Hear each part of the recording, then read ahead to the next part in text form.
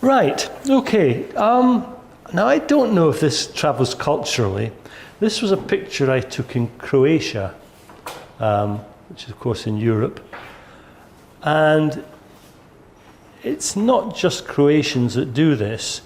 I was going to say young couples. It probably is largely young couples. But maybe old couples do it as well.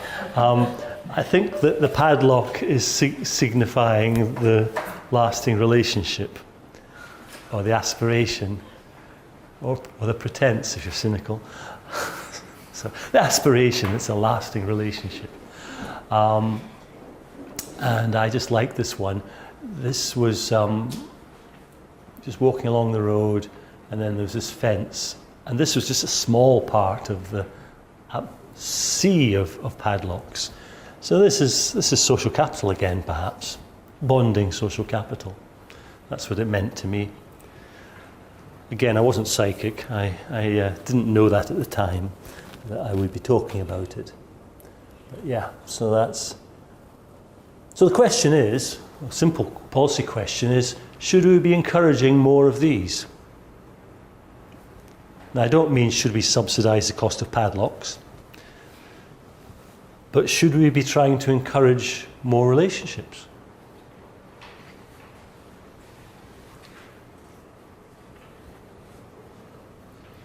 Or other things that might encourage the development and sustaining of social capital.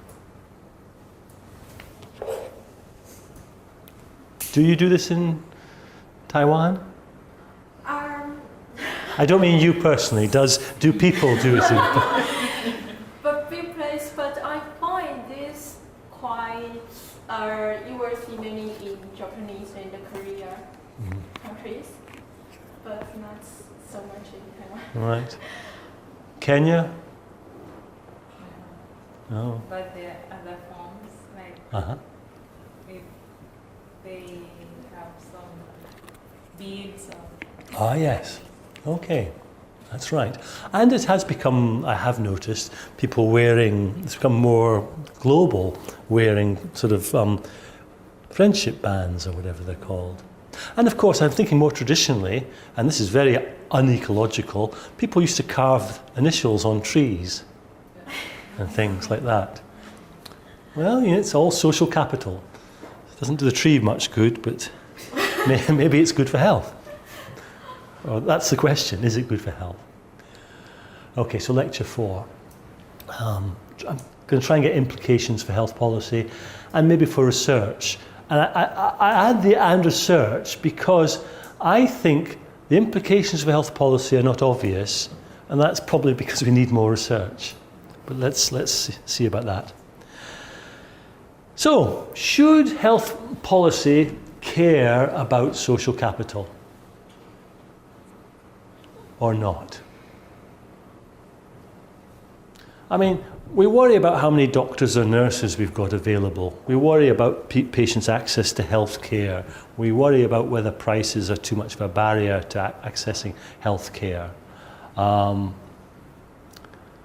We worry, from a more public health perspective, we worry about disease prevention and health promotion. We worry about clean water and sanitation. We worry about improving diets. Should we add to our worries and worry or be concerned about social capital? Should we be doing something or a series of things about social capital? Now, maybe we are already. I gave the example earlier today about social norms, and my example, which I felt was a very strong one with respect to social norms, was the changing attitude towards smoking in public. Okay, so that's the issue. Now, potentially, there may be important distributional implications. And we haven't touched on this yet, and I want to look at it now. For example, there may be a relationship between social capital and socioeconomic inequalities in health. Now, the sort of thing we're going to look at is, to what extent, if we have more social capital, is that going to improve access to healthcare, perhaps reduce inequalities in health? Or might it be that increasing social capital, like so many programs that improve health or opportunities for healthcare, is going to increase inequality because the group that gets the greatest gain are those who are already advantaged? So we'll look at that.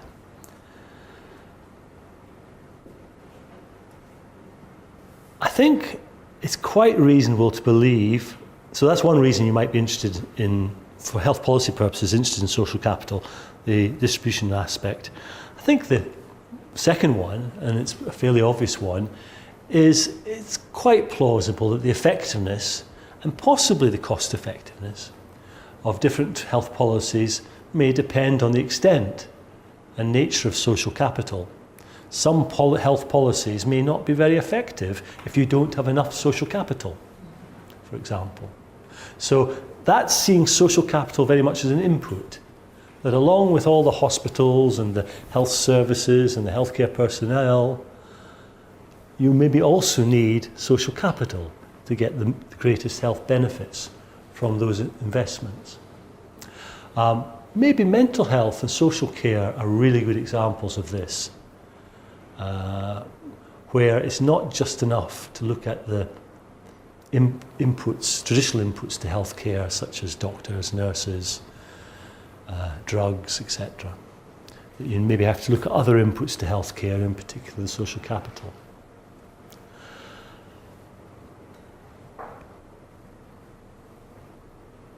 Now, it might also be that policies which are aimed at increasing social capital or sustaining levels of social capital, they may be a cost-effective way of securing better health outcomes.